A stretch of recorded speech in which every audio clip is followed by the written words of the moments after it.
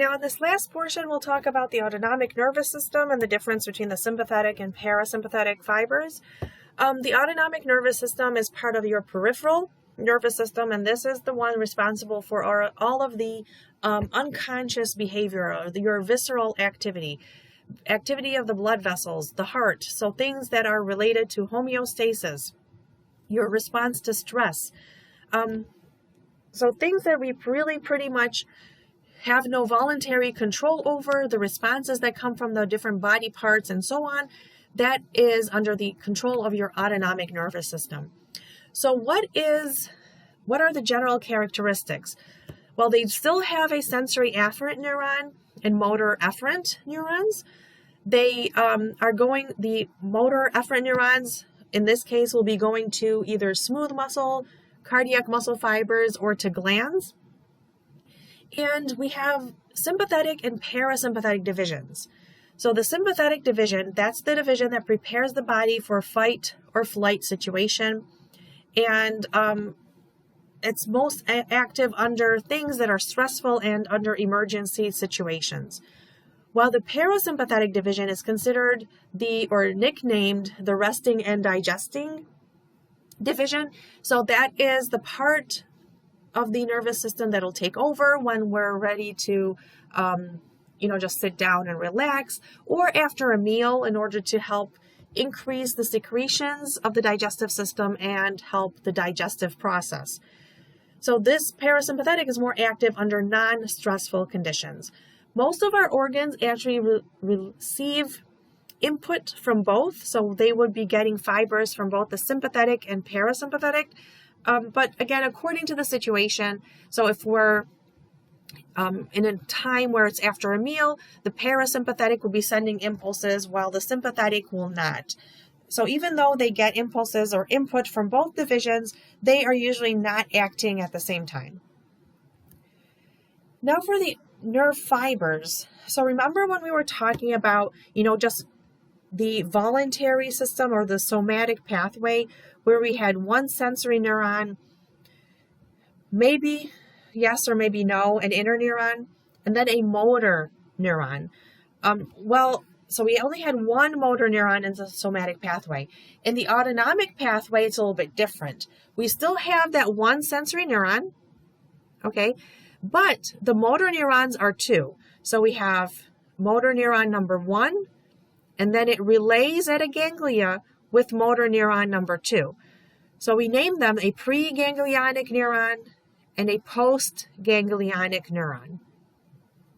The preganglionic neuron starts from the area of the CNS. That's where the cell body would be. Its cell body is in the CNS, and then it relays in a ganglion, while the postganglionic fiber has its cell body in that ganglion, and it will relay, or the axon will go all the way to its effector.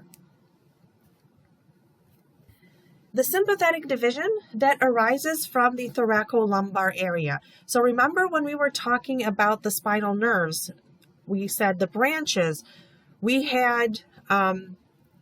talked about these visceral branches that arise only in the thoracic and in the lumbar area.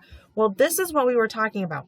Those are going to join together to make your sympathetic nerve endings, or sympathetic division. And again, in the thoracolumbar area from T1 all the way down to L2. So these preganglionic fibers are going to arise from T1 through L2, and they are going to end up in these ganglia to synapse with the postganglionic fibers.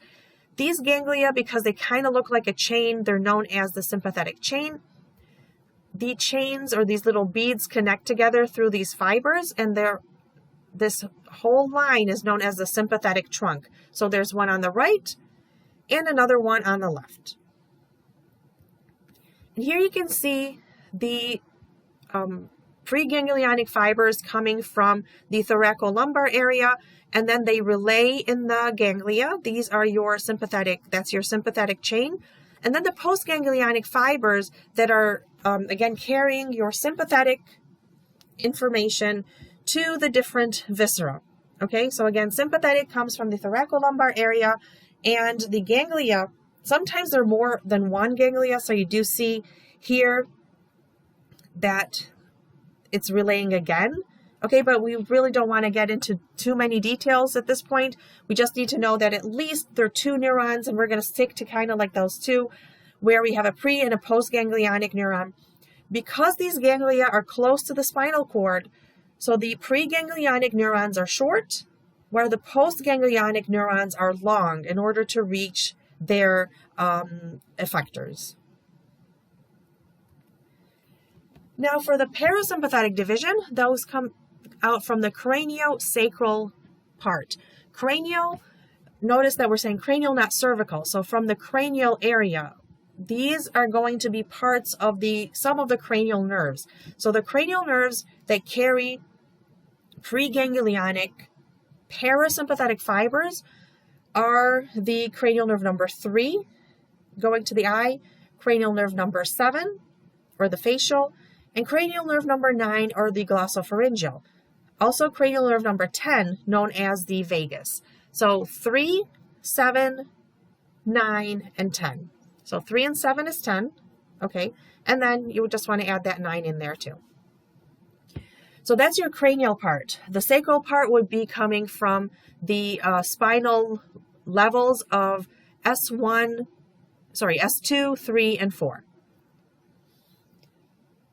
Now, they would also they would relay in the ganglion, and then the postganglionic fibers would go to the effectors. So here you can see the preganglionic fibers coming from the craniosacral area.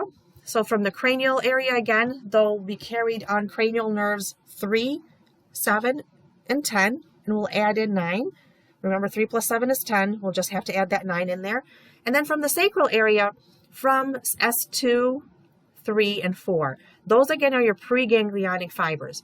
Now, the ganglia are very close to the effectors. Sometimes the ganglia are actually right on top or embedded within the viscera. So these have very long preganglionic fibers and very short postganglionic fibers. So in this image, I just want to show you something first before we talk about the neurotransmitters. So this again is the parasympathetic neurons coming from the craniosacral area. And you can see here these very long preganglionic fibers that relay at the ganglia, and then a short postganglionic fiber to the effector.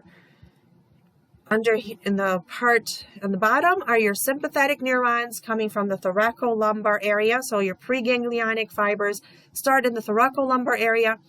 They relay in the ganglion, and the ganglion are very close. So we have short preganglionic and long postganglionic to reach the effectors.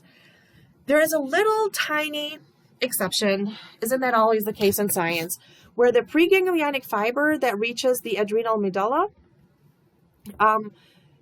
actually is not going to lead to a making of a postganglionic fiber, but rather it'll start, these cells are going to collect to make the adrenal medulla gland, and they are going to release norepinephrine and epinephrine into the bloodstream as a hormone.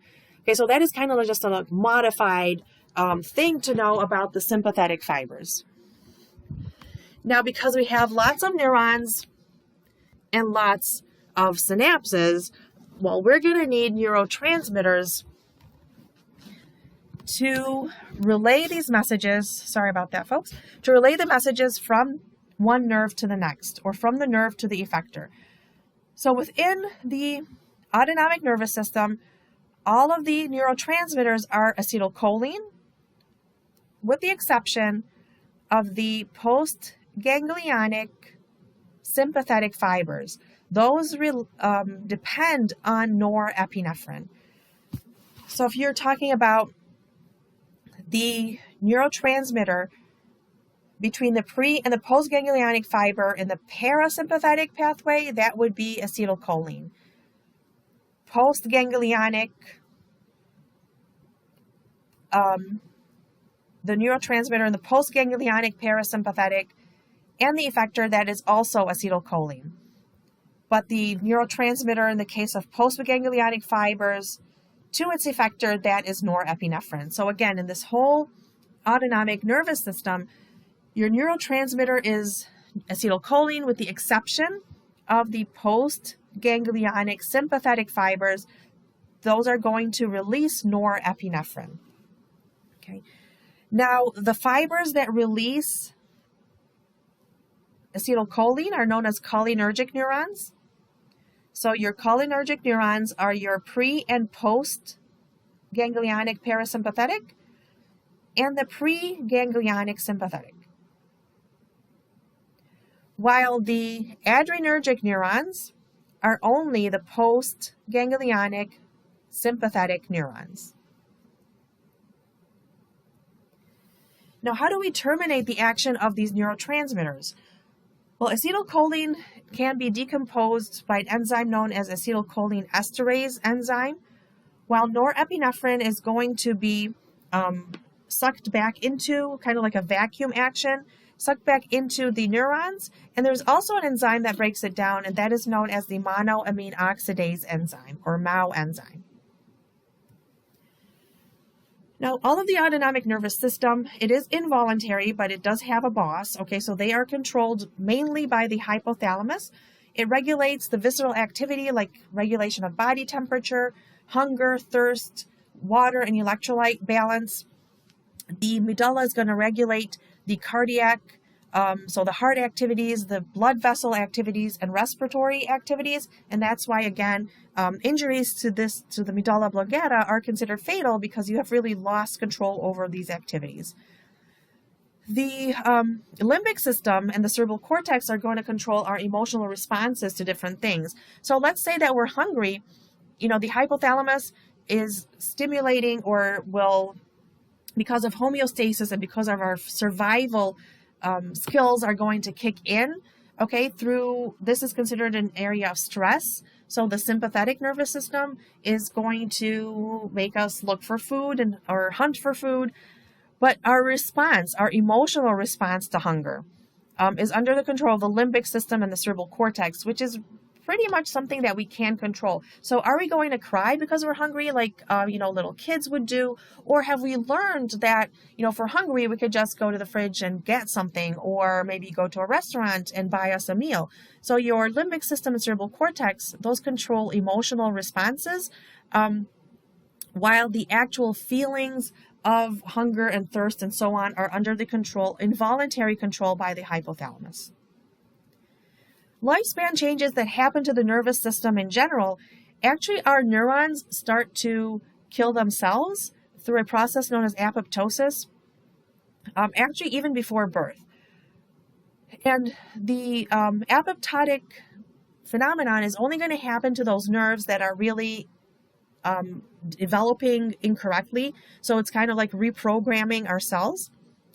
And as we age, our brain tends to shrink about 10%. By the time that we're 90 years old, the frontal cortex has lost about half of its neurons. So if you remember, the frontal cortex was responsible for decision-making, judgment, our personality. So you will see how the loss of 50%, or a loss of half of its neurons, and that is why you can find that there are changes in personalities, changes in the decision-making process, changes in judgment, and so on. This is obviously, not the case for everybody, but for the majority of patients or majority of people, that does hold true. Okay, we're going to start losing those dendrites and those connections that we made throughout life, unless you're always stimulating them through, cognitive activities, like maybe reading book clubs or exercise. And you just always want to stimulate the brains of our seniors in order to make sure that we keep those connections that they have made, the neuron connections that they've made throughout their lifetime. You don't want to lose them. Memory starts to fade away. Short-term memory is first, followed by long-term.